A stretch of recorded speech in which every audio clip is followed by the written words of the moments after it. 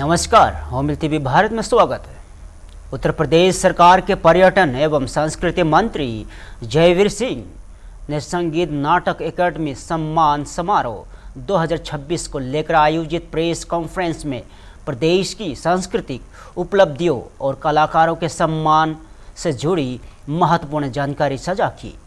उन्होंने कहा कि वर्ष 1965 में स्थापित उत्तर प्रदेश संगीत नाटक अकादमी पिछले 6 दशकों से संगीत, नृत्य, नाटक, लोक संगीत और लोक नृत्य की परंपराओं के संरक्षण, संवर्धन और प्रशिक्षण का महत्वपूर्ण कार्य कर रही है। जयवीर सिंह ने बताया है कि मुख्यमंत्री योगी आदित्यनाथ की प्रेरणा से प्रदेश के सभी 75 जनपदों में शास्त्रीय गायन, वादन, नृत्य, लोकगीत और लोक नृत्य की विभिन्न विधाओं में कार्यशालाओं का आयोजन किया जा रहा है। साथ ही नवोदित कलाकारों को मंच प्रदान करने के लिए प्रायोजित प्रतियोगिताओं का और नवाकुर योजना का संचालन भी किया जा रहा है। उन्होंने बताया कि अकादमी द्वारा वर्ष 1970 से अकादमी रत्न सदस्यता और अकादमी पुरस्कार प्रदान किया जा रहा है तथा अब तक लगभग 510 कलाकारों को सम्मानित किया जा चुका है। इस वर्ष आयोजित संगीत नाटक अकादमी सम्मान समारोह 2026 में वर्ष 2021 और 22, 23 और 24 के लिए अकादमी पुरस्कार, साफदार हाशमी अवार्ड और BM शाह अवार्ड्स के अंतर्गत कुल 51 कलाकारों को सम्मानित किया जाएगा।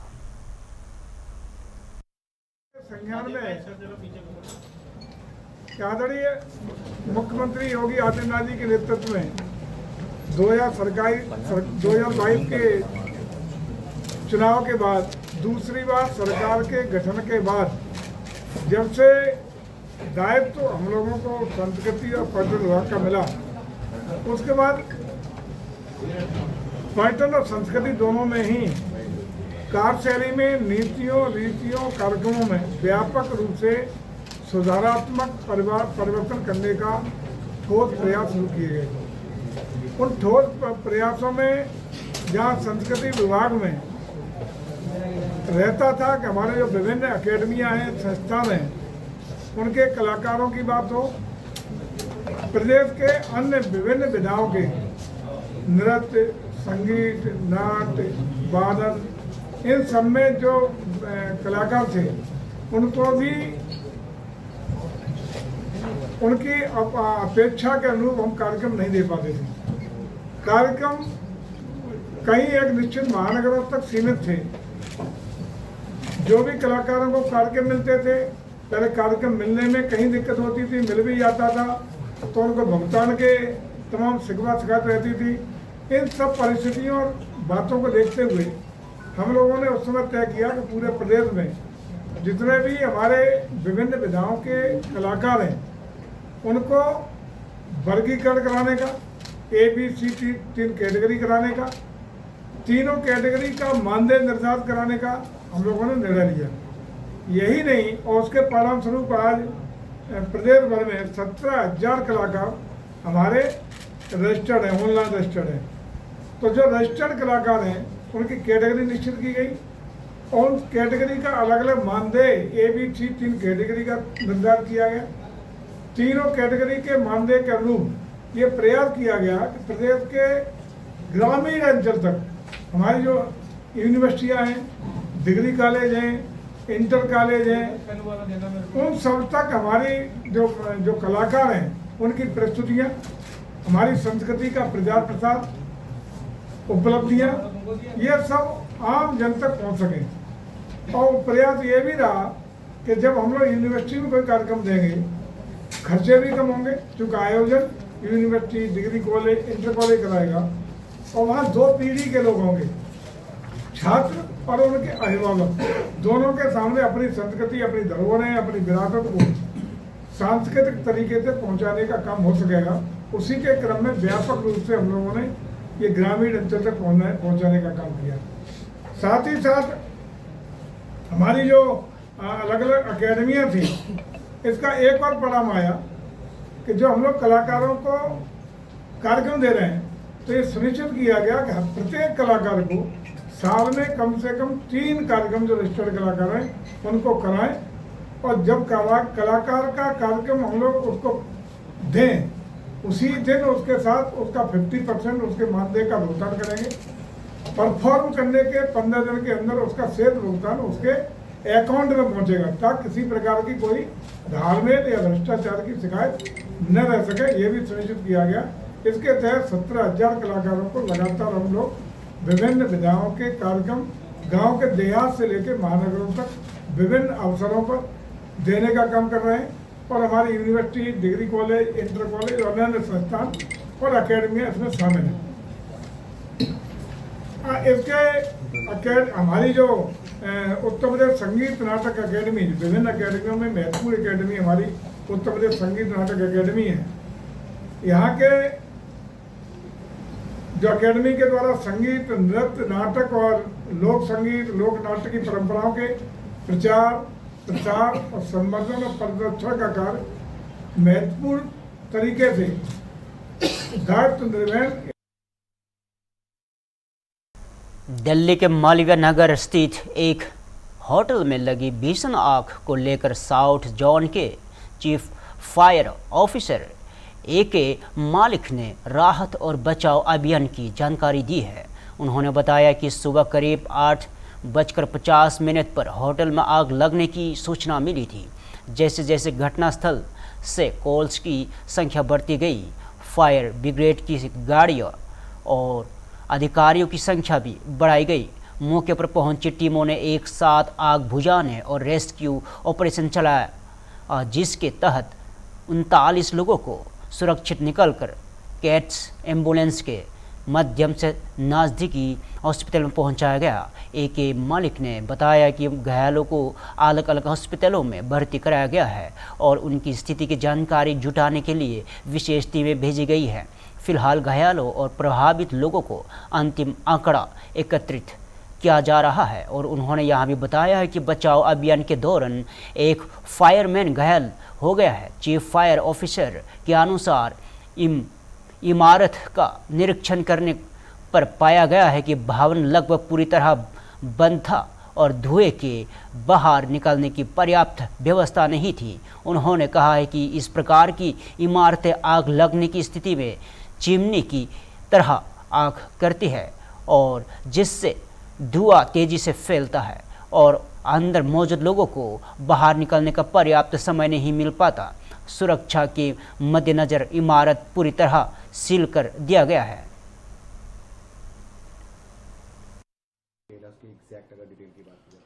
देखिए, सुबह 8:50 पे हमें एक कॉल मिली थी कि एक रेस्टोरेंट में आग है। उसके अनुसार जो है हमने इनिशियल टर्नआउट किया था। 7 गाड़ियाँ शुरू में भेजी गई थी और असिस्टेंट डिविजनल ऑफिसर का टर्नआउट किया गया था। लेकिन जैसे जैसे कॉल्स वहाँ से ज़्यादा आई हमें, तो हमने गाड़ियाँ बढ़ाई और ऑफिसर्स की कैटेगरी भी बढ़ाई। इस जो हमारी टीम वहाँ शुरू में पहुँची तो उस वक्त जो उन लोगों ने फायर फाइटिंग भी करी और सर्च एंड रेस्क्यू ऑपरेशन भी चलाया, और 39 लोगों को हमने जो है वहाँ से निकाल करके कैट्स के थ्रू और PCR वहाँ पर थी, उनके थ्रू जो है नियरेस्ट हॉस्पिटल में शिफ्ट कराया। सर, अभी तक अगर मरने वाले आपको क्या जानकारी मिली, कितने लोगों की इसमें डेथ हो गई और कितने इसमें फॉरनर, क्या कुछ ऐसी कोई जानकारी मिली कि क्या है? देखिए, टोटल जो अलग अलग हॉस्पिटल्स में लोग गए हैं, हमने अलग अलग हॉस्पिटल्स में अपनी टीम भेजी हुई हैं डिटेल इकट्ठी करने के लिए। अभी हमारे पास मैक्स हॉस्पिटल की डिटेल आई है, उसमें जो है 38 लोग एडमिटेड हैं, जिसमें से कि 20 डेड हैं और 18 डेड हैं और 20 इंजर्ड हैं। बाकी हॉस्पिटल्स की डिटेल अभी हमारे पास आ जाएगी तो हम आपसे शेयर करेंगे। कितने फॉरनर्स हैं और कितने वो हैं वो मैं आपको नहीं बता पाऊंगा, ना ही हम वो बताते हैं या हम उस तरफ हमारा कंसर्न होता है। हमारा कंसर्न होता है कि हम लोगों को बचाएं, और उसमें से कितने मेल फीमेल ये डाटा जरूर हमारे पास मिल जाएगा आपको। तो क्या सर मौजूद थे, फायर फाइटर्स मौजूद थे, उन्होंने बताया होगा कि फॉरनर्स है या नहीं है कुछ? हाँ, ये इसमें जो वहाँ पे हमारे लोग थे उन्होंने ये बताया है कि इसमें कुछ फॉरनर्स भी थे, और इसमें एक मैं आपको बता देता हूँ, एक हमारे जो फायरमैन हैं उनको जो है चोट भी लगी है। इसमें उनका हाथ कटा है, थोड़ा सा कटा है उनके हाथ पे रेस्क्यू करते हुए। सर, बिल्डिंग के हालात आपने खुद वहाँ पे पहुँचे है, अगर बात की जाए तो कितने सेफ्टी नॉर्म फॉलो कर रही थी पूरा, अगर एग्जैक्ट अगर आप बताना चाहें कि जब आपने एंटर किया तो क्या देखा था आपने? देखिए, मैं तो बहुत बाद में गया था जब आग बुझ चुकी थी, लेकिन बिल्डिंग को मैंने फिर पूरा ऊपर से नीचे तक देखा है। जब सर्च कर रहे थे हम लोग तो मैं वहीं था। तो बिल्डिंग जो है बेसमेंट, ग्राउंड प्लस 5 अपर स्टोरीज हैं। और बिल्डिंग को एक स्टेयर केस है, सिंगल स्टेयर केस है, साथ में एक लिफ्ट भी लगी हुई है। और बिल्डिंग को पूरा सील्ड किया गया है। सामने की तरफ फसाड लगा हुआ है और जितनी भी विंडोज़ हैं, इवन बाथरूम तक की विंडो को भी सील किया हुआ है। कोई विंडो ऐसी नहीं जिससे कि वेंटिलेशन हो सके, धुआं निकल सके। तो इस तरह की जो बिल्डिंग है वो फायर एक्सीडेंट में एज ए चिमनी एक्ट करती हैं, जिससे कि जैसी ही फायर होती है इमीडिएटली सारा धुआं और हीट ऊपर सारी फ्लोर्स तक चली जाती है। इस कंडीशन में इतनी तेज़ी से होता है कि लोगों को निकलने का समय नहीं मिल पाता। चिमनी की बात करी आपने कि अगर और डिस्क्राइब करना चाहे तो इसमें ये बेसिकली एक शाफ्ट की तरह बिल्डिंग एक्ट करती है। जब उसमें वेंटिलेशन आप सारा क्लोज कर दोगे तो एक जैसे आप शाफ्ट बना देते हैं, उस शाफ्ट की तरह एक्ट करती है। तो उस शाफ्ट में जैसे ही, क्योंकि फायर के जो प्रोडक्ट्स हैं वो लाइटर देन एयर हैं, तो इमीडिएटली ऊपर की तरफ राइज होते हैं, जिसमें हीट भी होती है, गैसेस भी होती हैं और स्मोक भी होती है। बेंगलुरु में कर्नाटक के मनोनीत मुख्यमंत्री के शपथ ग्रहण समारोह से पहले कांग्रेस नेता अशोक एम पटन का बयान चर्चा में है। अशोक एम पटन ने कहा है कि शुरू से ही मुख्यमंत्री पद के दावेदार रहे हैं और एक वरिष्ठ नेता होने के साथ साथ तीसरी बार विधायक चुने गए हैं। और उन्होंने अपने राजनीतिक और पारिवारिक अनुभव का जिक्र करते हुए कहा है कि उनके पिता स्वतंत्रता सेनानी थे और वह लंबे समय से मुख्यमंत्री बनने की इच्छा रखते थे। अशोक एम पटन ने कहा कि उन्हें लगता है कि मुख्यमंत्री पद तक न पहुंच पाने के पीछे जाति और उपजाति का फैक्टर एक बड़ी वजह रहा है। उन्होंने दावा किया है कि उनकी जातीय पृष्ठभूमि के कारण उन्हें मुख्यमंत्री नहीं बनाया गया। हालांकि उन्होंने उम्मीद जताई है कि मंत्रिमंडल विस्तार की दूसरी सूची में उन्हें स्थान मिल सकता है। उनके इस बयान के बाद कर्नाटक की राजनीति में नई चर्चाओं के दौर शुरू हो गया है और कांग्रेस के भीतर नेतृत्व तथा प्रतिनिधित्व को लेकर बहस तेज हो सकती है। Party chief minister swearing means we must attend that function because we are all Congress MLAs. It is our duty to attend swearing ceremony. Are you an aspirant to any? 100% from the beginning. I am aspirant. I am very senior man. Third time MLA. I am family background person. My father was MLA. My mother was MLA. My father was a freedom fighter. When the British government was there, for my father death sentence was there. Like that, I am coming from freedom fighter family. On that occasion, I wanted to become chief minister long back, but it has not been happened because of some caste factor will be there always. That is a very big problem for me. Because of the caste and subcaste problem, I am not becoming a minister. I am telling all the leaders, don't take it only caste. You must see the background of the person who has worked in the party so many years. They should see how many years we have worked in the party. That also they should remember and they should give chance for us. Do you have any hope upcoming days? 100% I am expecting second list also I may get the chance like that I am expecting. Okay, thank you very much. Jammu Kashmir के बदगाम में बसपा सांसद गुलाम अली खताना ने NEET परीक्षा से जुड़े मुद्दे पर विपक्ष पर निशाना साधा है। उन्होंने कहा कि नीट पर मामले के सामने आने के बाद केंद्र सरकार ने त्वरित कार्रवाई करते हुए मामले की जांच सीबीआई को सौंपी और दोषियों के खिलाफ कार्रवाई शुरू की। खताना ने दावा किया है कि इस तरह की तत्काल कार्रवाई पहले कम ही देखने को मिली है। बसपा सांसद ने कहा है कि छात्रों के हित में ध्यान में रखते हुए सरकार ने आवश्यक कदम उठाए हैं और परीक्षा प्रक्रिया को पारदर्शी बनाने के प्रयास किए गए हैं।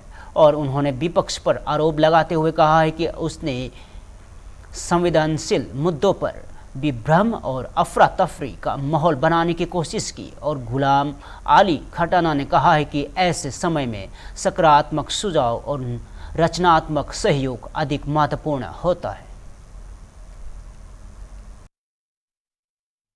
कल हम देख रहे हैं जंतर मंतर पे एक प्रोटेस्ट भी होने वाला है जिसमें सोनम वांगचुक भी पार्ट ले रहे हैं। नई पार्टी जो है सोशल मीडिया पर आ गई है, कॉकरोच जनता पार्टी, वो भी उसमें पार्ट ले रही हैं। वो कह रहे हैं कि कहीं ना कहीं से एजुकेशन मिनिस्टर को इस्तीफा देना चाहिए। तो आप इसको कैसे देखते हैं? कि जिस तरह से यूनियन मिनिस्टर साहब ने नीट का वो इंसिडेंट सामने आने के बाद जिस तरह से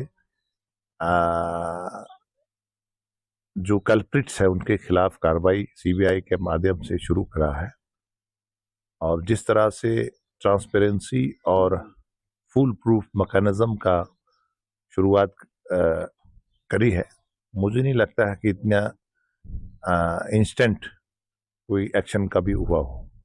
और किस तरह से उनके लिए, बच्चों के लिए सुविधा और उनको फ्री एग्जाम्स के लिए विदाउट फी के लिए, और अपोजिशन का रहता है। अपोजिशन हमेशा जब जंग के उसमें भी अफरा तफरी पैदा करने की कोशिश करी।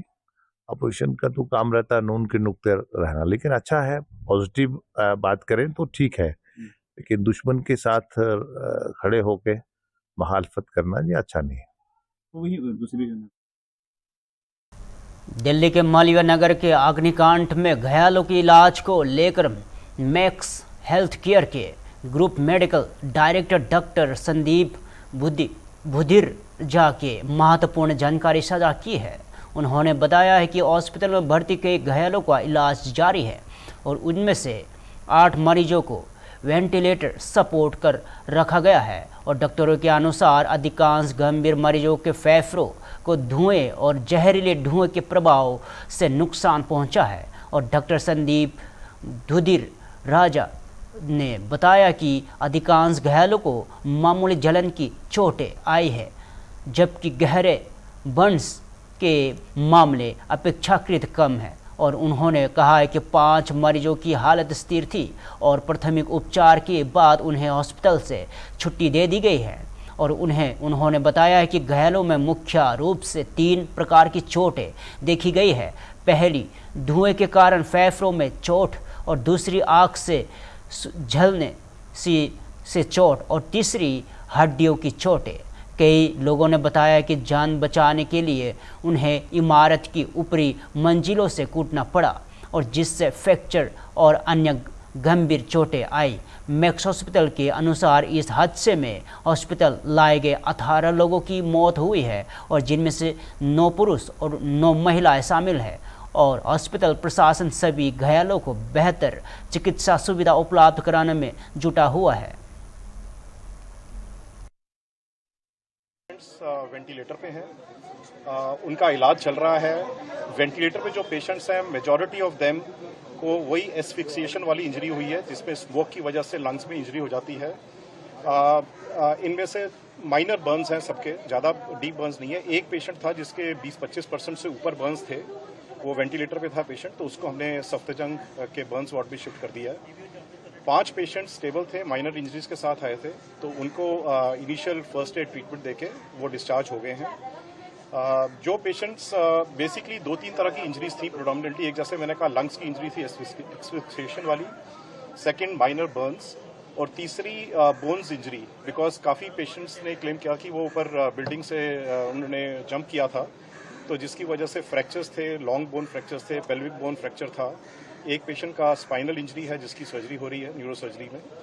तो अब पूरी कोशिश चल रही है कि जो पेशेंट्स एडमिटेड हैं आईसीयू में वेंटिलेटर पे और विदाउट वेंटिलेटर, कि उनकी पूरी मेहनत कर रहे हैं उस पर, एंड देखते हैं कैसे। कुछ पेशेंट्स उनमें अभी क्रिटिकल हैं, तो ट्रीटमेंट चल रहा है सब। वो मेरे पास डिटेल्स अभी नहीं है, बट अनंतनाग में जम्मू कश्मीर विधानसभा के नेता प्रतिपक्ष सुनील शर्मा ने महबूबा मुफ्ती द्वारा मुख्यमंत्री उमर अब्दुल्ला समेत कई नेताओं को पत्र लिखे जाने पर प्रतिक्रिया दी है। सुनील शर्मा ने कहा है कि वर्तमान परिस्थितियों में ऐसे पत्रों का कोई औचित्य नहीं है और यहाँ केवल राजनीतिक मुद्दों को दोबारा उभारने का प्रयास है। सुनील शर्मा ने कहा है कि कुछ राजनीतिक दल और परिवार एक बार फिर अनुच्छेद 370 के मुद्दे को उठाने की कोशिश कर रहे हैं, जबकि यहाँ केवल उनका भ्रम है।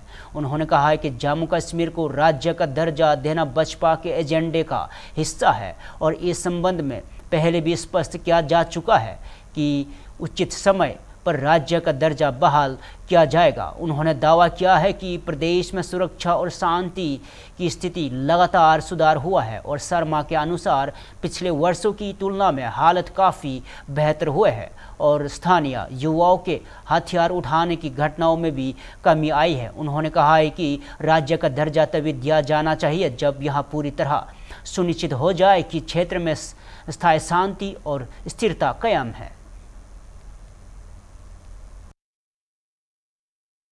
ने जो खत लिखा है ऑल पार्टीज को, उसको आप कैसे देखते हैं? देखिए, मुझे लगता है कि इस वक्त कोई औचित्य नहीं बनता है किसी खत का, किसी पत्र का। मैंने कल भी कहा कि दो परिवार हैं और दोनों परिवारों के जो ये एक पूर्व मुख्यमंत्री और एक वर्तमान मुख्यमंत्री हैं, यदि ये सामने आके ये कहते हैं कि भाई अब 370 की आवश्यकता नहीं, कश्मीर के लोगों को ये बता दें, तो फिर कोई औचित्य बनता है। अन्यथा ड्यूअल करैक्टर रख के कहते मुंह में राम राम और बगल में छुरी, सब पार्टीज को काल करके ये दोबारा से 370 का राग लापना चाहते हैं। ये इनका भ्रम है। अब 370 दफन हो चुका है। हाँ, स्टेटहुड जो है, स्टेटहुड भारतीय जनता पार्टी का एजेंडा है, वो तो इनका एजेंडा नहीं है। हमने कहा है कि स्टेटहुड आएगा, लेकिन जब तक न नरेंद्र मोदी जी और अमित शाह जी को ये पूरा आश्वस्त हो। पश्चिम बंगाल में महिलाओं के आर्थिक सशक्तिकरण को लेकर शुरू की गई अन्नपूर्णा योजना को लेकर राज्य सरकार में मंत्री अग्निमित्र पॉल ने बड़ा बयान दिया है। उन्होंने कहा कि यहां सरकार के लिए गर्व और खुशी का विषय है कि लंबे समय से की जा रही अपेक्षा अब पूरी हुई है और महिलाओं के खातों में योजना की राशि सीधे ट्रांसफ़र की गई है। और मंत्री ने कहा कि यहां केवल आर्थिक सहायता नहीं बल्कि महिलाओं को आत्मनिर्भर बनाने की दिशा में एक महत्वपूर्ण कदम है। और अग्निमित्र पॉल ने बताया कि शुभेंदु अधिकारी के नेतृत्व में महिला प्रभारी कार्यालय से योजना का शुभारंभ किया गया। उनके अनुसार लगभग 28,25,769 सत्यापित महिला लाभार्थियों के बैंक खातों में 3,000 रुपये की राशि सीधे ट्रांसफ़र की गई है। उन्होंने कहा है कि योजना का लाभ उन महिलाओं को मिलेगा जो भारत के नागरिक है और पश्चिम बंगाल में निवास करती है। मंत्री ने स्पष्ट किया है कि पात्रता के आधार पर ही लाभ दिया जाएगा। यदि वितरण में किसी कारणवश देरी होती है तो यहां सुनिश्चित किया जाएगा कि केवल पात्र लाभार्थियों को ही योजना का लाभ मिले।